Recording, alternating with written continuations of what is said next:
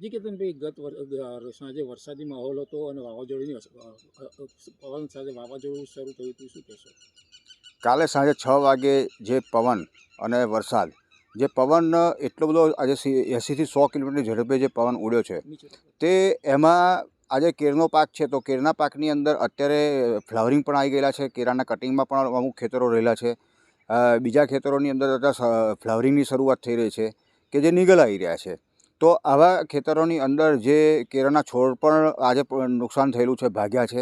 પણ ભાગ્યા એટલે મતલબ કે આ કોઈ પણ ખેતરની અંદર 5-10-15 છોડ ભાગ્યા હોય, પણ એના કરતાં પણ અત્યારે હાલમાં જે કેરના પાન ફાટી અને જે અત્યારે હાલમાં જે ટેમ્પરેચર જોવા જઈએ તો 32 થી 33 ડિગ્રી ટેમ્પરેચર આપણે જોઈએ છીએ.